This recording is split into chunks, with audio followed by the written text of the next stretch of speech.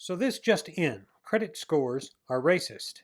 Yes, for those of you who have spent years managing your money and achieving a credit score above 650 and have been able to buy a car or invest in anything, well, guess what? You are a loser because all you had to do is wait until Joe Biden takes office.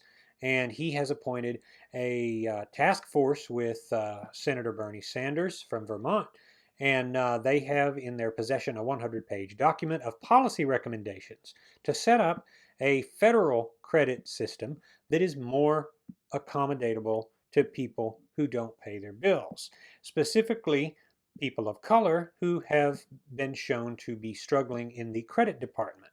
Now, this is not a joke. And yes, if you're thinking another 2008-ish housing market collapse, guess what? You're psychic. You're absolutely right because that's what's looming.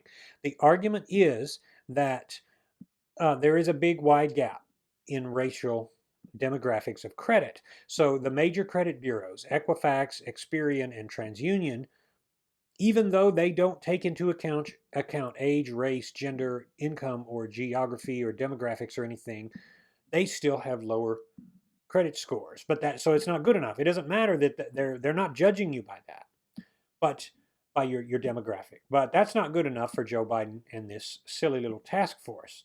So what they're doing is they're trying to set up a federal system whereby people can go who are people of color and they'll be graded on a curve basically. So instead of having credit, they're going to be, and they don't have a credit card, they don't know what it's like to establish credit. They're going to judge them just based on their utility bill and maybe their rental history if they've been in a property for a certain amount of time. There are stipulations with this, but they are so liberal and so lax that ultimately, as with all of these handouts for people, it isn't fair to the rest of us. To those of you like me who once had terrible credit and had to rebuild my credit, to those who got their first credit card, those who were able to put down money on a car and slowly rebuild their credit and then finally have credit good enough to build a house. This is what we're facing now.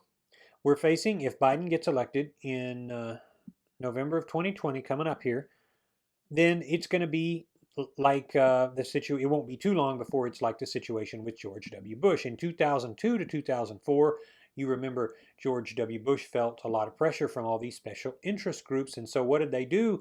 They did the mortgage meltdown, which was they were putting pressure on federal regulators to not be so stringent on stuff like payment history and documentation of income.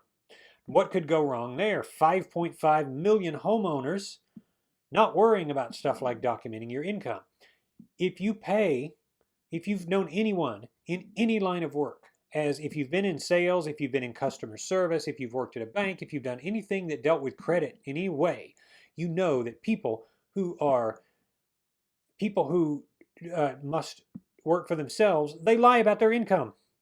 They lie about their income. If they make 80 grand a year, they put down 180 grand.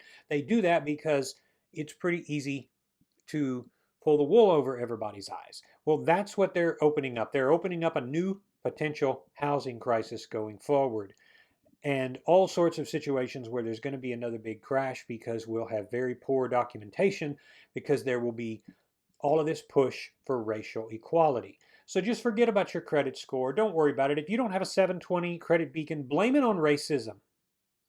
Just blame it on racism and be done with the whole matter because the government is going to help you out. At least that's the way Biden and the Democrats want it.